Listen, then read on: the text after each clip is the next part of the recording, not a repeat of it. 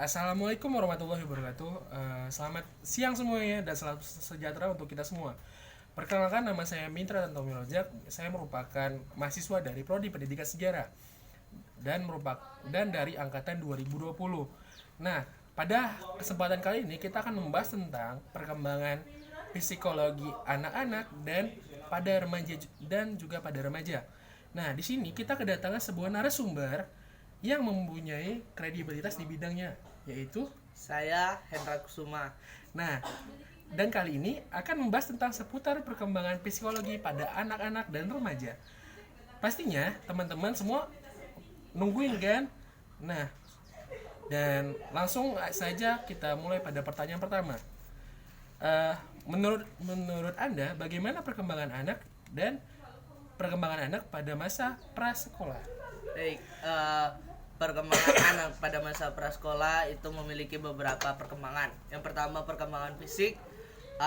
Fisik itu terbagi lagi menjadi 4, yaitu sistem syaraf, otot, kelenjar endokrin, dan struktur fisik. Kemudian ada kognitif, dan kognitif ini terbagi lagi menjadi 2, yaitu tahap pertama, tahap praoperasional plaget, merupakan tahap imajinasi anak sebelum sekolah dan terus berkembang sepanjang waktu.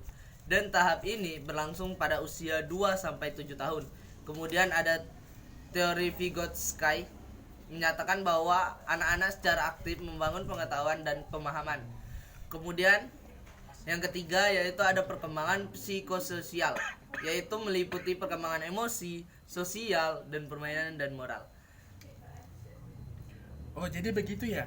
Oh, lanjut saja kita kepada pertanyaan kedua. Apa saja jenis program untuk anak-anak di masa awal? Nah, oke, jadi untuk jenis program pendidikan untuk masa anak-anak awal yaitu ada beberapa jenis. Yang pertama yaitu program penitipan anak, program prasekolah, investasi dini, program TK, dan praktik yang sesuai dengan perkembangan dari beberapa jenis tersebut. Dan yang paling banyak diminati adalah program TK dan penitipan anak. Oke, jadi seperti itu ya. Oke, lanjut saja kita kepada pertanyaan ketiga. Bagaimana perkembangan anak masa sekolah dasar? Nah, ini yang sangat penting. Perkembangan anak selama masa sekolah dasar, yaitu ada pertama fisik. Menurut Thomson menyatakan bahwa perkembangan fisik individu meliputi 4 aspek, yaitu struktur fisik yang meliputi tinggi badan, berat badan, dan proporsi tubuh. Nah, kemudian sistem syaraf yang ini intelektual dan emosi. Dan ketiga, kekuatan otot. Dan keempat, perkembangan kelenjar endokrin.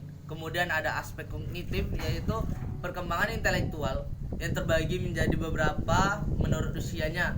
Yang pertama, usia 0-2 tahun, kemudian usia 2-7 tahun, dan 7-12, kemudian lebih atau sama dengan dari 12 tahun ke atas. Oke. Kemudian aspek sosial, yaitu mencapai kematangan dan interaksi sosial. Nah, untuk pertanyaan terakhir nih, bagaimana perkembangan anak selama masa sekolah menengah pertama dan sekolah menengah atas? Nah, untuk perkembangan anak selama masa sekolah menengah pertama dan sekolah menengah akhir atau sekolah menengah atas yang sering kita sebut, yaitu selama masa SMP dan SMA, remaja sudah mencapai proses perkembangan otak untuk mencapai kesempurnaan.